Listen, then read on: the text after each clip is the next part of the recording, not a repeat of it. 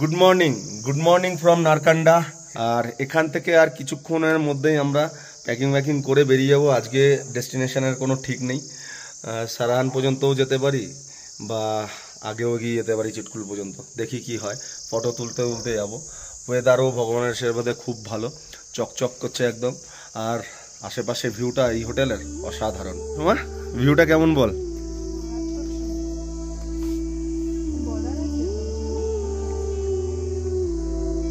অসাধারণ ভিউ।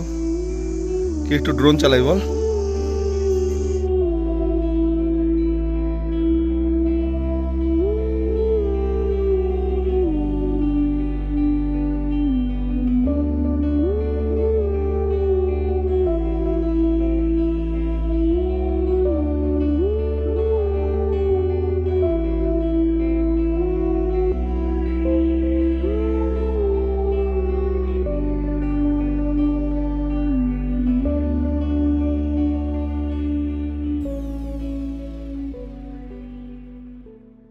দেখুন কি করছে আরেকজন।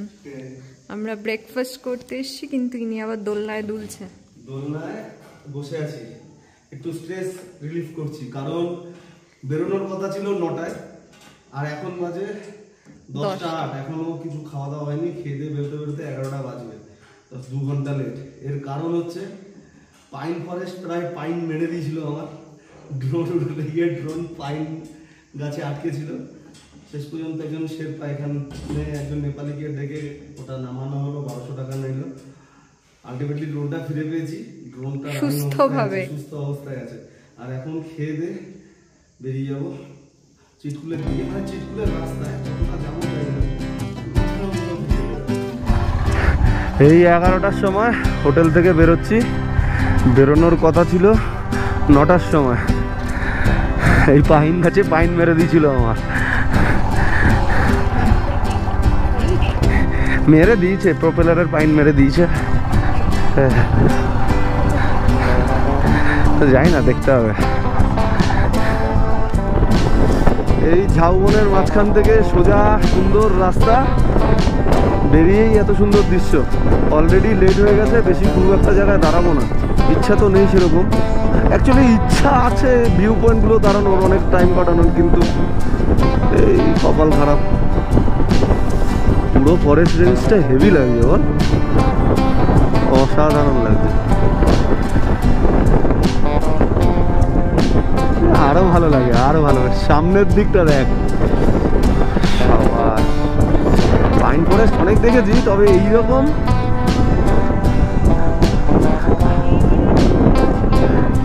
না। নর্থ বেঙ্গলেও এরকম বলে লাভ নেই। যেতে যেতে হঠাৎ একটু দাঁড়িয়ে গেলাম। নিচের ভ্যালিটা খুব সুন্দর, সাইড দিয়ে দেখেছি। জানি না এখান থেকে ক্যামেরায় দেখা যাবে কিনা। না না, নামবো না। সুন্দর ভ্যালি, নিচে পুরো ধানের ক্ষেত, ধান চাষ হচ্ছে। অনেকটা নেমে এসেছি নারকান্ডা থেকে। আগে কি হবে জানি না, প্রথমবার এই রুটে। এখান থেকে রামপুর 30 কিলোমিটার, ভাবানগর 80 কিলোমিটার, কাউরিক 255, মান্ডি 152, কুল্লু 129, শুননি এ তো মানে গুপে গাইন বাঘা বাইন শুননি।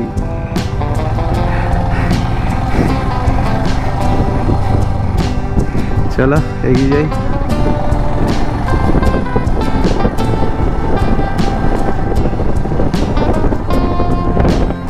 রাস্তার এই পোর্শনটা অনেকটা অন্যরকম লাগছে, এতক্ষণ যা চালিয়ে আসলাম তার থেকে। বেশ ভালো রাস্তা।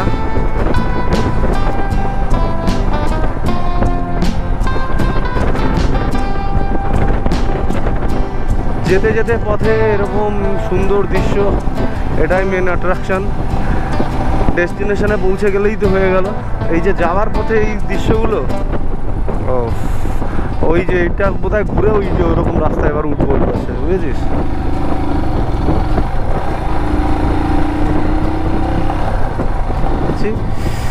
Oh my God, what a beautiful city! কি সুন্দর সিটি। হ্যাঁ, রিভার বয়ে যাচ্ছে, সারি সারি বাড়ি, সুন্দর লাগছে। চল চল চল চল চল চল, আর দরকার নেই দাঁড়ানো। আর রাস্তাটাও সেই রাস্তা।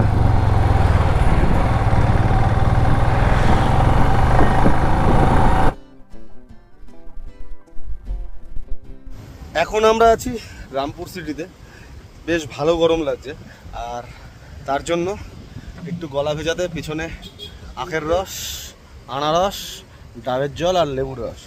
ভেবেছিলাম আপেলের রস খাবো, কিন্তু পেলাম না, এখন পর্যন্ত পেলাম না আপেলের সিজনে আপেলের রস। আপেল প্রচুর, কিন্তু রস পাচ্ছি না। এবং আনারস খেলাম, আর নিচের ভিউটাও সুন্দর, সেগুলো দেখতে দেখতেই খেলাম। এই যে নিচে সুন্দর ভিউ, নদী বয়ে যাচ্ছে। তাড়াতাড়ি রস টস খেয়ে আবার ব্যাক টু রোড।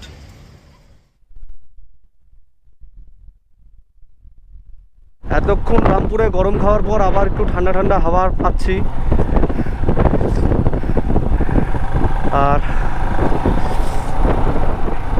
সেই খাদালা রাস্তা শুরু হয়ে গেছে আবার, বেশ খাদালা রাস্তা। একটু ধীরে সুস্থে যেতে হবে এখান থেকে।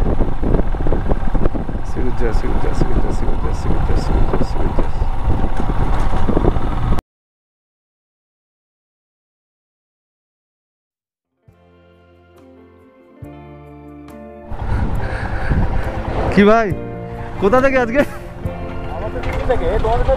হ্যাঁ, সে তো দিল্লি থেকে দেখা হয়েছিল, কিন্তু 24 মানে একই সেম গাড়ির নাম্বার। তোমার এমনি বাড়ি কোথায়? আগরপাড়া। আমার বাড়ি বেলঘড়িয়া। ও আচ্ছা আচ্ছা, তোমার ভিডিও করার জন্য। আচ্ছা, তাহলে আমি আগে বেরিয়ে যাই।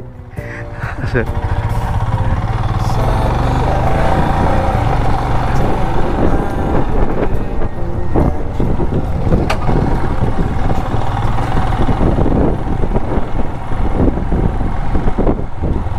ওই রাস্তাটা পেরিয়ে আসলাম এতক্ষণে,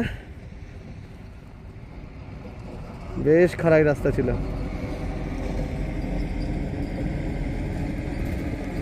ঝর্ণাটা দেখো, এই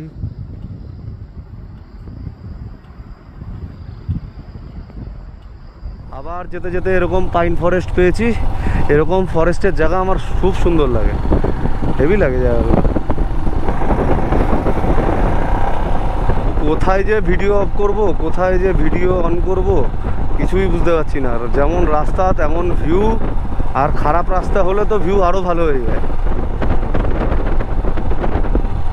এই নদীর ব্রিজ, এখান থেকে দেখি কিছু দেখা যায় কিনা নদী। বাবা, এ তো বিশাল খাই রে, বিশাল খাই। নিচে দেখা যাচ্ছে না, খাই আর খাই। এই মাত্র কিছুক্ষণ আগে ভিডিও ক্যামেরা অফ করলাম, আবার চালিয়ে দিয়েছি। জিন্দেগি তেরা শুকরিয়া।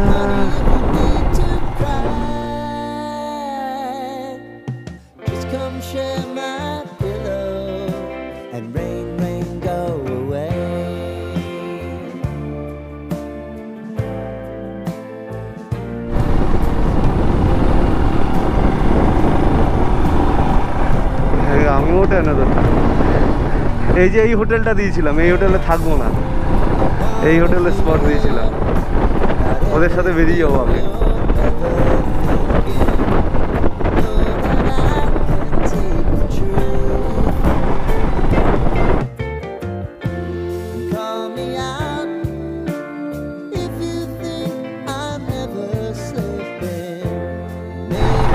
সাবাস, রাস্তাটা দেখ। এই যে সামনে এই বোর্ডগুলো দেখলে না, আমার পিলা চমকে যায়।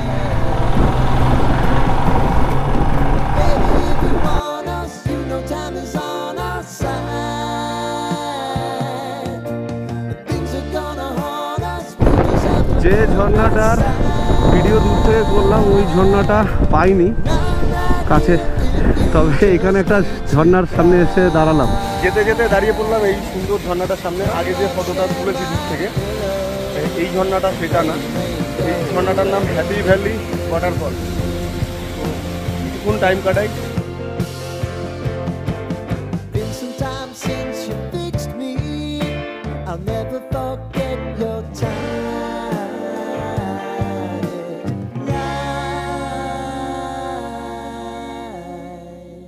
এখন আমরা চলে এসেছি কিন্নার ভ্যালির সেই ফেমাস ন্যাচারাল টানেলের সামনে।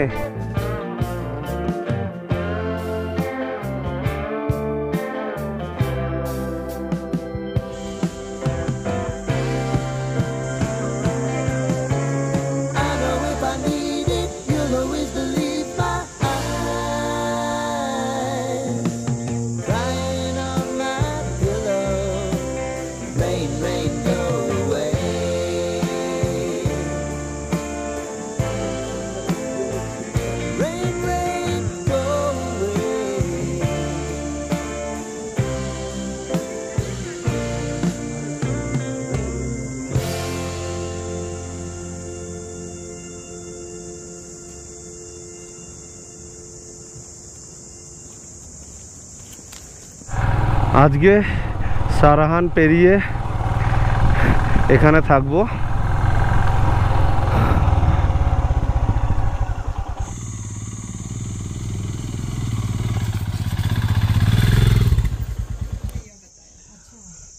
এখন আমরা আছি কিন্নার ভ্যালিতে, জাস্ট স্টার্টিং পয়েন্ট থেকে 2 কিলোমিটার এসে স্টে নিয়ে নিয়েছি, কারণ অলরেডি 2 দিন এগিয়ে আছি আমরা। কারণ এর আগে স্পিতিতে 3-4 দিন ব্লক রয়েছে, কারণ ওখানে র্যালি অফ হিমালয়ান রয়েছে, তাই পেছনে একটুখানি ভালোভাবে ঘুরে এনজয় করে যাই। আর এখন যেখানে আছি সেই জায়গাটার নাম হচ্ছে চওড়া। আর পিছনের আন্টি একটা ফল খেটে খাওয়াচ্ছে, জিজ্ঞাসা করিনি কি ফল ওটা।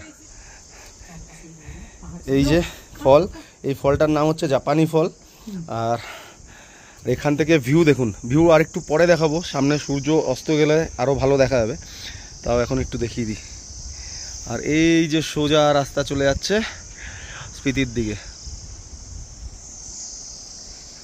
আর এই পুরো ভ্যালি, ওই আগে আছে হ্যাপি ভ্যালি ওয়াটারফল। हाँ हाँ वो दिख रहा है हैप्पी वैली वाटरफॉल। সোমা কেমন লাগছে জায়গাটা, আর ফলটা কেমন? ফলটাও অসাধারণ খেতে, আর ভিউটার তো কোনো কথাই হবে না। হ্যাঁ, রেস্ট নিয়ে নিয়েছি, এখন ওই সন্ধ্যা হতে চললো।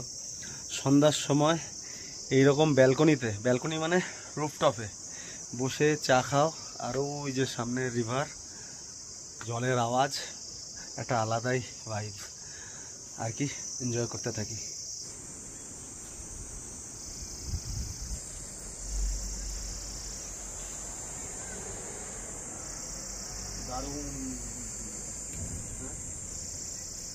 বেশ কিছুটা সময় বাইরে ঘুরে ফটো তুলে এখন চলে এসেছি কিচেনে। এখন বাজে 9টা 10টার সময়।